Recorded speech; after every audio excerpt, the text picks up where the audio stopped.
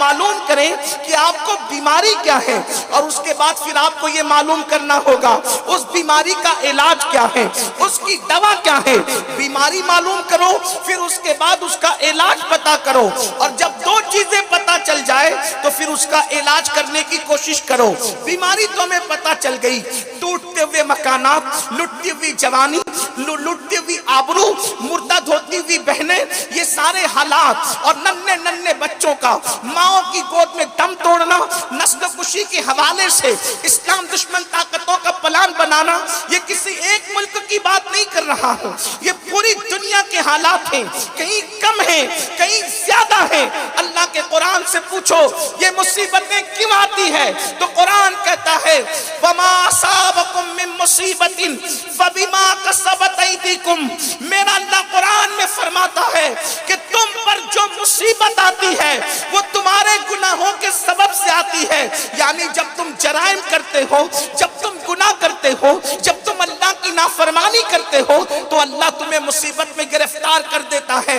اے میری قوم کے جوانوں، اگر اپنی قوم کو تباہی سے بچانا ہے، اپنی قوم کو بربادی سے بچانا ہے، اپنی قوم کو مشکلات سے بچانا ہے، تو گناہوں سے اپنے رشتے کو توڑ لو، گناہوں سے ہجرت کر جاؤ، گناہوں سے سچی توبہ کر لو، کیونکہ میرا اللہ قرآن میں فرماتا ہے جب قرآن کو مان کر مسلمان ہو اور قرآن پر ایمان لا کر کے ایمان والے کہلاتے ہو تو آپ مجھے بتاؤ، اللہ اکبر، قرآن کہہ چکا کہ جو بھی تم پر مصیبت آتی ہے وہ تمہارے گناہوں کے سبب سے آتی ہے۔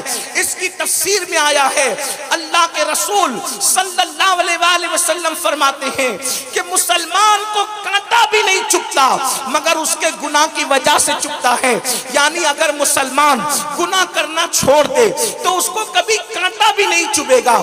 آئیے میں آپ کو بتاؤں قتل عام کیوں ہوتا ہے، شکستیں کیوں ہوتی ہے، تباہی کیوں ہوتی ہے۔ اب بہت توجہ کے ساتھ سننا، اس لیے کہ گفتگو زیادہ دیر شاید نہ ہو سکے کیونکہ ابھی قبلہ امیر محترم کی آمد ہوگی، ہم اپنی گفتگو مکمل کریں گے۔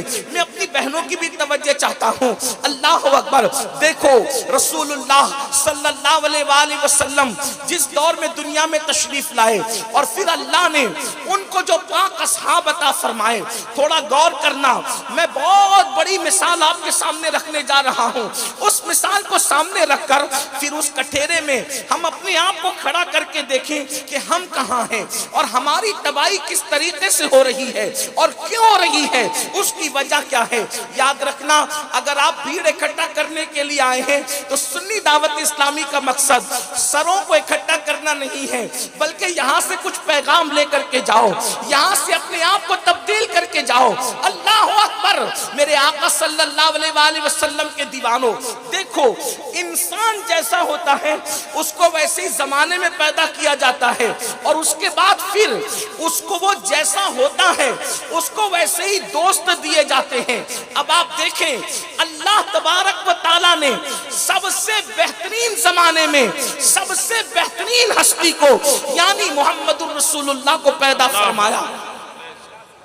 حضور کے زمانے سے بہتر کوئی زمانہ نہیں، تو سب سے بہترین ہستی کو سب سے بہترین زمانے میں پیدا کیا، اور پھر سب سے بہترین اصحاب اگر کسی کو عطا کیے تو محمد الرسول اللہ کو عطا کیے۔ کسی نبی کو وہ اصحاب نہیں دیے جو اصحاب اللہ نے مصطفیٰ جان رحمت کو عطا فرمایا۔ اب ہم یہ کہہ سکتے ہیں کہ جیسے پوری مخلوق کے اندر ہمارے نبی بے مثل بے مثال ہے، ویسے میرے نبی کے صحابی ہر ایک کے صحابہ میں بے مثل بے مثال ہے۔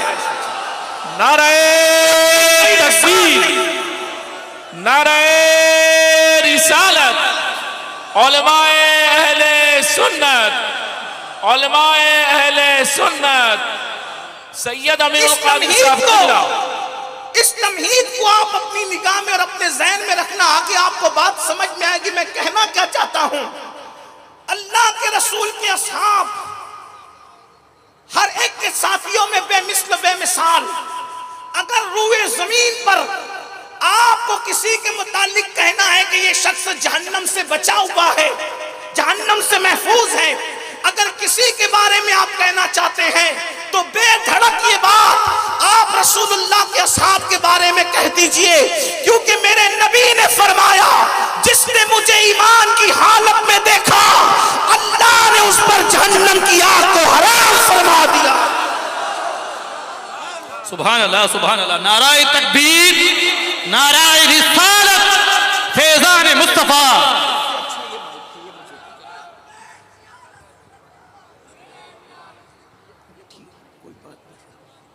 आप तवज्जो मेरी तरफ फरमाएं।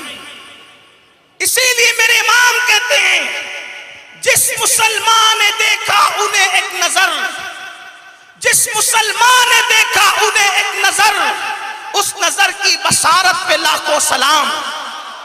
वो मेरे रसूल के असहाब जिनके बारे में कुरान कहता है रदियल्लाहु अन्हुम वरदु अन्हु, वो मेरे रसूल के असहाब जिनके बारे में कुरान कहता है वल्लदीना माअहू अशिद्दाउ अलल कुफ्फार रहमाउ बैनहुम तराहुम रुक्कान सुज्जदा यब्तगूना फदलन मिनल्लाहि व रिदवाना सीमाहुम फी वजूहिहिम मिन असरिस सुजूद। जिनके खुतबे खुद कुरान पढ़ता नजर आता हो, और सिर्फ कुरान नहीं बल्कि कुरान में अल्लाह फरमाता है ये मेरे नबी के असहाब हैं जिनका जिक्र हमने तौरात में किया है, इंजील में किया है, इनके डंके हमने कुरान में बजाए हैं। सुभान अल्लाह, ये हुजूर के असहाब हैं, उन जैसा कोई नहीं, उन जैसा कोई नहीं, किसी के साथी रसूलुल्लाह के साथियों की तरह नहीं। अब यहां पर एक बात और अर्ज कर दूं, एक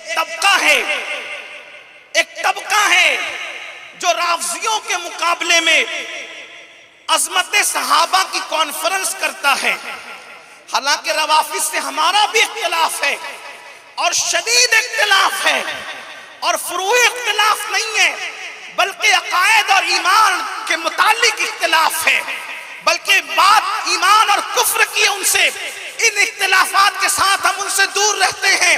लेकिन एक तबका वो है जो हमसे इख्तिलाफ करता है, हनफी कहला करके अकायद के मामले में वो अजमत सहाबा का जलसा करता है, लेकिन अपने इज्तिमा में बैठकर मौलवी साहब कहते हैं कि रसूलुल्लाह हमारी तरह थे, हमारे जैसे थे। और जब इज्तिमा में ये कहता है तो राफजियों के रद में उधर वो कहता है कि सहाबा जैसा कोई नहीं हो सकता। हमसे कहता है कि नबी हमारी तरह थे, और उनसे कहता है राफजियों से कि सहाबा जैसा कोई नहीं हो सकता। हमने पूछा कि रसूलुल्लाह तो आपकी तरह हुए, लेकिन सहाबा किसी की तरह नहीं और कोई सहाबी की तरह नहीं, तो जरा ये फलसफा हमें समझा दो कि आखिर सहाबा बेमिसाल क्यों हो गए? जब नबी हमारी तरह तो सहाबी हमारी तरह क्यों नहीं? तो वो कहते नहीं नहीं, नबी की तरह सहाबा की तरह कोई नहीं हो सकता। तो मैंने कहा हाँ बिल्कुल, हमारा भी अकीदा यही है कि गैर सहाबी सहाबी की तरह नहीं हो सकता, बल्कि हम तो खुले खुले दिल से सुन्नी यहाँ तक कहते हैं कोई गौस हो, कुतुब हो, अब्दाल हो, औताद हो, कोई भी मेरे नबी के सहाबी के बराबर हो नहीं सकता। लेकिन हम आपसे पूछते हैं जब आप नबी को अपनी तरह कहते हो तो सहाबी के बारे में ये क्यों कहते हो कि सहाबी जैसा कोई नहीं? हालांकि हमारा अकीदा भी यही है। तो लेकिन हम आपसे पूछते हैं सहाबी सहाबी बने क्यों? क्या वो नमाज पढ़ते थे इसलिए सहाबी बने? नमाज तो हम भी पढ़ते हैं, हम नमाजी हैं, लेकिन सहाबी नहीं। सहाबा क्या हज की वजह से सहाबी बने? कहा नहीं, हम हाजी हैं, सहाबी नहीं। हम भी सदका खैरात देते हैं, सहाबा भी सदका खैरात देते थे। तो बताओ आखिर सहाबा में हमें बराबरी क्यों नहीं? तो मजबूर होकर के कहना पड़ता है उनको कि सहाबी असल उसको कहते हैं जिसने ईमान की हालत में रसूलुल्लाह का दीदार किया है। हमने कहा बस यही तो बात है कि जो ईमान की हालत में उनका चेहरा देख ले, जब उसकी तरह कोई नहीं हो सकता तो चेहरे वाले की तरह कोई कैसे हो?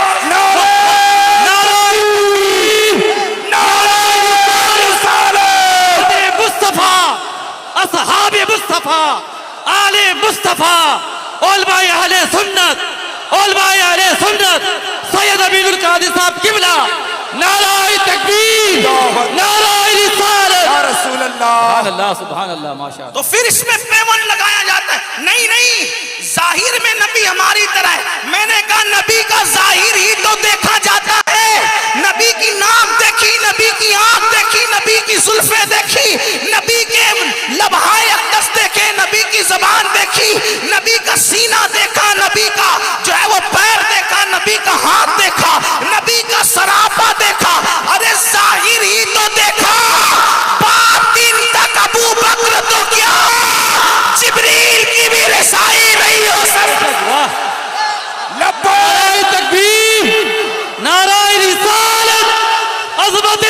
मुस्तफा, शान मुस्तफा।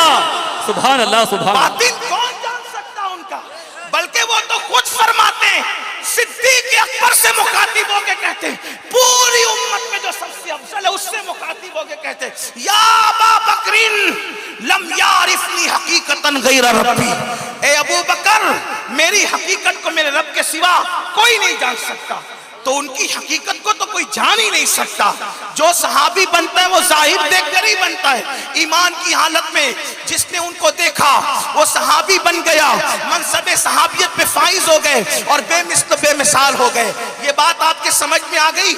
ये बात आपके समझ में आ गई? तो अगली बात थोड़ी सी और अर्ज कर दूं वजाहत के तौर पर। साथी होने के एतबार से, तवज्जो करना, इसको भी सुनना, साथी होने के एतबार से, सहाबी होने के एतबार से किसी का सहाबी, किसी का साथी रसूलुल्लाह के सहाबी और साथी के बराबर नहीं हो सकता। तो जैसे साथी और सहाबी होने की बुनियाद पे कोई नबी के असहाब की बराबरी नहीं कर सकता, वैसे ही जो नबी के घर वाले हैं तो घर वाला होने के एतबार से कोई नबी के घर वालों की बराबरी नहीं कर सकता, जिन्हें हम अहले बैत कहते हैं। इसलिए कि